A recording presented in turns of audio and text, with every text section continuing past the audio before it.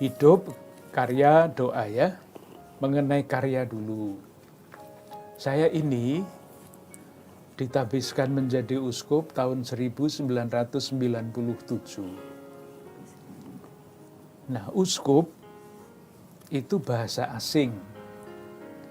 Bahasa Indonesianya penilik. Pasti kamu tahu kan yang namanya penilik sekolah itu pekerjaannya apa? Yang namanya penilik sekolah adalah petugas yang mengunjungi sekolah-sekolah untuk memastikan bahwa misalnya administrasi di sekolah ini baik, bahwa proses pembelajaran di tempat ini baik. Itu tugas penilik sekolah. Nah, saya, uskup, tugas saya adalah penilik. Yang saya tilii, bahasa Jawa ya, yang saya kunjungi, itu adalah paroki-paroki yang ada di wilayah Keuskupan Agung Jakarta. Untuk memastikan bahwa pelayanan kepada umat itu berjalan dengan baik.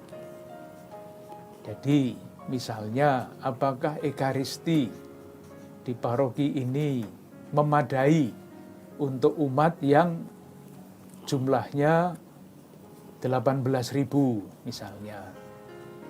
Kalau kurang nanti lalu sebagai penilik saya mengirim tambahan pastor misalnya supaya dapat semakin melayani umat, memastikan bahwa pelayanan umat itu berjalan baik.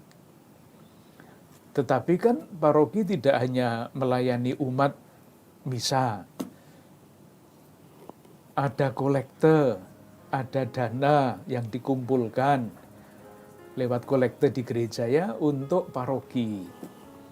Nah, saya sebagai penilik, tentu tidak saya sendiri, tetapi tim yang dibentuk oleh keuskupan, itu memastikan bahwa dana yang disumbangkan oleh umat, itu dikelola dengan baik. Tidak dihambur-hamburkan, tetapi dikembalikan kepada umat untuk pelayanan yang semakin baik. Dan begitu seterusnya. Penilik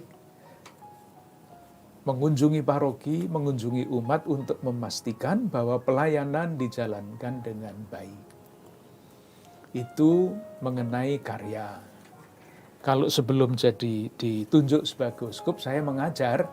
Jadi pekerjaan saya mengajar. Nah, hidup saya, waduh, ceritanya bisa panjang sekali, tapi begini saja ya. Hidup seorang imam, seorang uskup, itu salah satu wataknya adalah taat kepada pimpinan. Itu dasarnya. Bahkan istilahnya serem. Taat seperti mayat. Mayat itu diapa-apakan kan ikut aja ya. Nah, seorang imam, kalau dia menjadi imam, itu janji waktu ditabiskan. Taat kepada pimpinan, dan pimpinan seorang imam adalah uskup. Maka pada waktu saya ditabiskan menjadi imam, di depan sekian banyak orang, saya menyatakan, saya taat kepada pimpinan saya, kepada uskup. Jadi disuruh apapun, siap, laksanakan. Tidak sesuai dengan kemauan saya. Contohnya banyak. Jadi saya dulu sebetulnya ingin menjadi pastor di paroki, melayani umat. Tetapi ketika pimpinan saya mengatakan, enggak, kamu harus menjadi guru. Ya, saya taat menjadi guru. Sampai sekarang, saya dulu berpikir bahwa saya kan ditabiskan menjadi uskup di Semarang, tidak di Jakarta. Saya pikir dulu ya sudahlah, sejarah saya ya sekitar itu saja, sekitar Semarang. Tiba-tiba Paus menunjuk saya, kamu pindah ke Jakarta. Ya harus pindah, meskipun waktu itu sama sekali nggak ngerti Jakarta itu apa. Bekasi dan Tangerang itu saya tidak ngerti kok waktu itu. Tangerang di barat, Bekasi di timur, tidak ngerti. Tetapi ya jalan saja, nanti, nah ini, rahmat Tuhan akan membantu. Hidup seorang imam, hidup seorang uskup itu ya seperti itu. Menjalankan tugas perutusan yang dipercayakan oleh pimpinannya. Tidak punya rencana sendiri. Nah tentu untuk hal-hal seperti itu perlulah doa. Sebagai seorang imam, sebagai seorang uskup, doanya dibagi dua. Ada yang doa liturgi, doa resmi gereja, ekaristi. Maka salah satu tugas saya adalah melayani, merayakan ekaristi. Doa resmi yang lain adalah doa yang namanya ibadat harian. Ada ibadat pagi, ada ibadat sore, ada ibadat malam. Tapi biasanya yang didoakan karena berbeda dengan yang tinggal di pertapaan ya, itu ibadat pagi dan ibadat sore. Selain itu tentu ada ibadat, ada doa pribadi yang mendukung saya sebagai imam, sebagai uskup supaya dapat menjalankan itu. Taat itu tidak mudah. Pikirannya sendiri bisa macam-macam, saya ingin ini, saya ingin itu, tapi ingat taat. Nah, kalau mau tahu salah satu doa saya yang saya doakan setiap hari adalah doa mohon kegembiraan. Kenapa? Karena tugas saya adalah mewartakan Injil. Dan Injil itu kabar gembira. Nah kalau mewartakan kabar gembira dengan wajah muram kan tidak bagus. Nanti orang yang mendengar homili saya malah kok kasihan banget ini. Pastornya, uskupnya kok wajahnya muram. Maka ya digembira-gembirakan. Dan permohonan. Nah ada sejarahnya. Ini jawaban saya terakhir ya.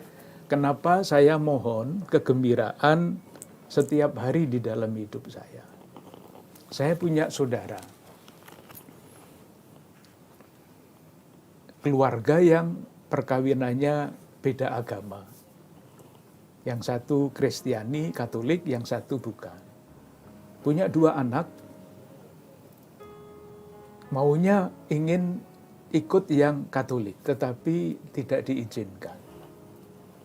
Mau punya rosario tidak diizinkan, mau punya madhab bakti tidak diizinkan. Sampai pada suatu hari, saya sedang berkunjung ke rumah sakit pada waktu itu. Ada seorang anak yang lari-lari menemui saya. Dia kalau memanggil saya Pak D, Paman, Om. Dalam bahasa Jawa dia mengatakan begini, Pak D, saya sekarang boleh belajar calon baptis. Diizinkan akhirnya.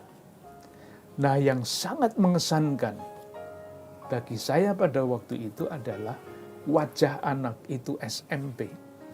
Wajahnya mencerminkan kegembiraan yang bukan main. Baru diizinkan untuk menjadi calon baptis, gembiranya sudah seperti itu. Waktu itu saya uskup di Semarang. Saya bertanya dalam hati saya lahir, saya baptis bayi, menjadi imam, menjadi uskup. Saya bertanya, apakah saya pernah mengungkapkan kegembiraan iman saya seperti anak ini? Jadi saya bertanya saja kepada diri saya sendiri, jawabannya tidak usah saya ceritakan ya. Tetapi sejak saat itu, setiap hari saya berdoa kepada Tuhan, karena tugas saya adalah mewartakan Injil, kabar gembira, doa saya, Tuhan anugerahkanlah kepadaku kegembiraan, karena keselamatan yang Kau anugerahkan kepadaku.